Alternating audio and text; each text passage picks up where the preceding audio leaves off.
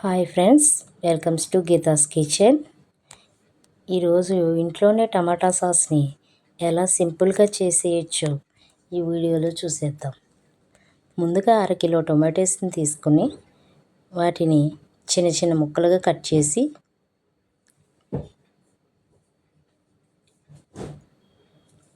నేనైతే ఇక్కడ ఎర్రగా ఉన్న టమాటోస్ని తీసుకున్నానండి.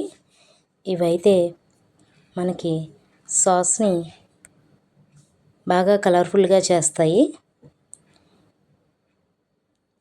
మీరు కూడా ఫ్రెండ్స్ ఇలా ఎర్రగా ఉన్న టమాటోస్ని తీసుకోండి. వీటి వల్ల కలర్ అండ్ టేస్ట్ కూడా చాలా బాగుంటుంది. ఇప్పుడు స్టవ్ వెలిగించి పాన్ పెట్టుకుందాం. ఈ పాన్లో కట్ చేసుకున్న టమాటోస్ ముక్కల్ని వేసేసుకుందాం.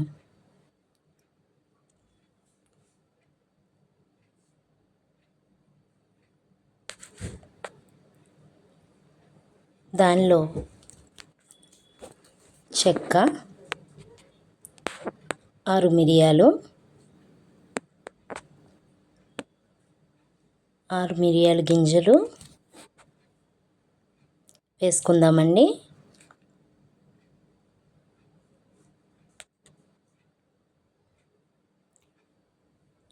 ఇవి వేయడం వల్ల చాలా స్పైసీగా వస్తుంది మనకి సాసు. 3 ఎండుమిర్చి కూడా వేసుకుందామండి. తర్వాత ఒక గ్లాస్ వాటర్ని పోసుకుందాం.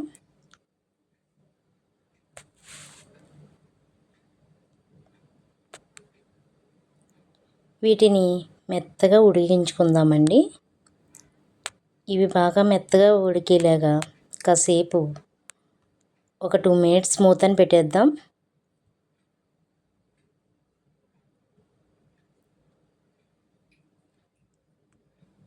టూ మినిట్స్ తర్వాత మూత తీసుకుని ముక్కల్ని అటు ఇటు తిప్పుదాం.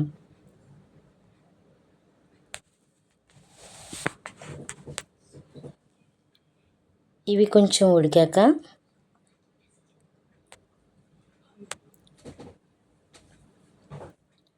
దానిలోంచి వాటర్ మనకు బయటకు వచ్చేస్తుందండి.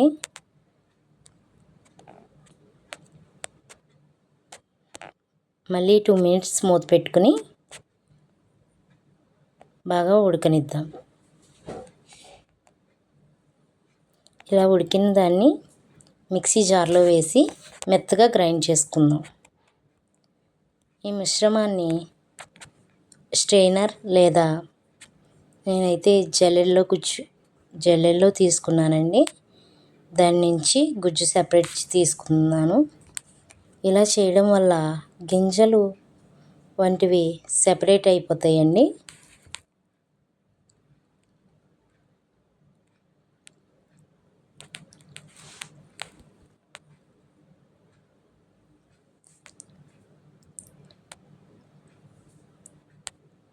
మిక్సీ పట్టిన మిశ్రమాన్ని ఇలా గుజ్జులా తీసేసుకుందాం. ఒక పాన్ పెట్టుకుని స్టవ్ వెలిగించి అందులో ఈ టమాటా ప్యూరీని వేసేసుకుందాం. ఇది బాగా దగ్గరకు వచ్చే వరకు తిప్పుకోవాలండి.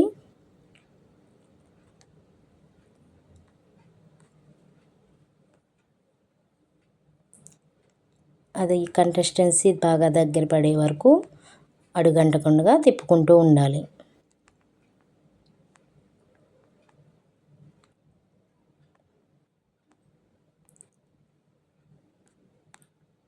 ఇలా 5 మినిట్స్ కలుపుతూ ఉడకనిద్దామండి.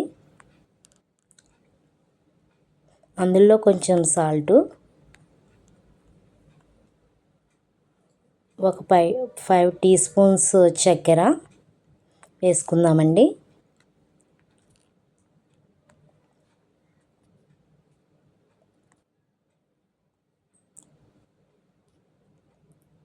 ఇది టమాటా పులుపుని చూసి వేసుకోవచ్చండి.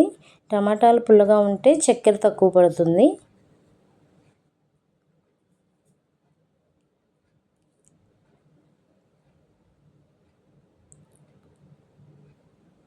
దానిలోనే ఒక అర టీ స్పూన్ కారం,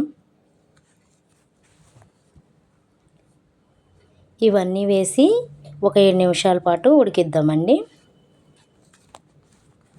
మీకు ఈ వీడియో నచ్చితే ఫ్రెండ్స్ లైక్ చేయండి, షేర్ చేయండి, సబ్స్క్రైబ్ చేయండి.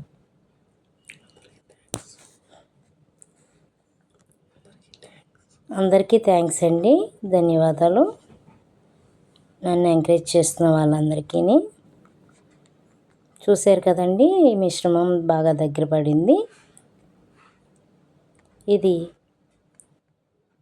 ఇలా తిప్పుతూ ఉన్నదాన్ని మనం స్టవ్ ఆఫ్ చేసేసి,